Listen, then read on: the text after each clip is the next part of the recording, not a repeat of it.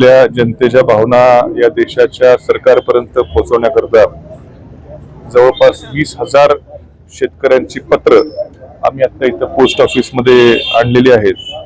दिवसेंदिवस बिबट्याचा जो ग्रामीण भागातला वावर वाढतोय, शेतकरी अत्यंत त्रस्त त्या ठिकाणी झालेला आहे। रात्रीची वीज असते, जीव मुठीत धरून त्या ठिकाणी शेती करावी लागते आणि कित्येक आता पशुधन तर जाऊ द्या, पण आता मनुष्यहानी देखील मोठ्या प्रमाणावर व्हायला लागलेली आहे। भविष्यात शेती कशी करावी हा प्रश्न या तालुक्यातल्या, जिल्ह्यातल्या, राज्यातल्या शेतकऱ्यापुढे पडतोय आणि सातत्याने विधानसभेत देखील मी हा विषय सातत्याने मांडला होता।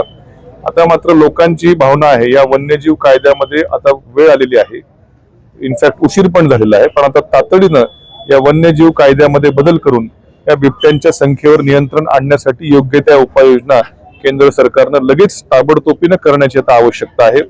ही सगळ्या ग्रामीण भागातल्या शेतकऱ्यांची भावना आहे आणि ही भावना पंतप्रधानांपर्यंत किंवा केंद्र सरकारपर्यंत पोहोचवण्याकरता आम्ही मध्यंतरी गावोगावी जाऊन सह्यांची शेतकऱ्यांची मोहीम राबवली।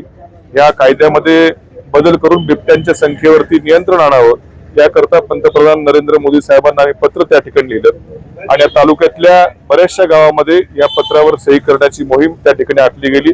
उत्स्फूर्तपणे शेतकऱ्यांनी या पत्रावरती आपली सही नोंदवून आपली भावना पंतप्रधानांपर्यंत कळवा असं आम्हाला आवाहन केलं होतं। आज त्या सर्व जवळपास 20,000 पत्र आम्ही इथं पोस्ट ऑफिस मध्ये आणून इथं टाकलेले आहेत। ते 2-4 दिवसात माननीय पंतप्रधान साहेबांपर्यंत जातील। एका तालुक्यातल्या 20,000 शेतकऱ्यांची जर अशी भावना असेल तर राज्यातल्या शेतकऱ्यांची काय भावना आहे ही मांडण्याचा आम्ही त्या ठिकाणी प्रयत्न आज केलेला आहे। मला खात्री आहे की, मला अपेक्षा आहे की या देशाचे पंतप्रधान आणि केंद्र सरकार आम्हा शेतकऱ्यांची भावना ओळखून, आधीच खूप उशीर झालेला आहे पण आणखीन उशीर होऊ नये यासाठी आमची भावना ओळखून या कायद्यामध्ये योग्य त्या सुधारणा निश्चित लवकरपणे करतील। आज माझ्याबरोबर इथं वडनेरमध्ये आमचे अनिल गव्हाणे म्हणून शेतकरी त्या ठिकाणी आहेत। काही दिवसापूर्वी, काही महिन्यापूर्वी त्यांच्या वडिलांवरती बिबट्याचा हल्ला होऊन पहाटे मोटर चालू करायला मला वाटतं गेले होते, त्यांचा मृत्यू झाला होता। आज ते देखील स्वतः इथं त्यांची भावना व्यक्त करण्याकरता उपस्थित आहेत।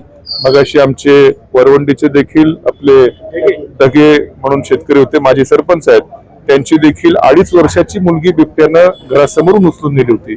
ते देखील आज त्यांची भावना व्यक्त करण्याकरता इथं आले होते आणि म्हणून या सर्व शेतकऱ्यांच्या, ग्रामीण भागातल्या लोकांच्या भावना समजून शासनानं आता अधिक वेळ न घालवता याच्यावर लवकरात लवकर कार्यवाही करावी अशी आम्हा सर्व या तालुक्यातील शेतकऱ्यांच्या वतीनं मी नरेंद्र मोदी साहेबांना प्रार्थना त्या ठिकाणी करतो की लवकर हे कायदा बदला आणि आमचे जीव त्या ठिकाणी वाचवा।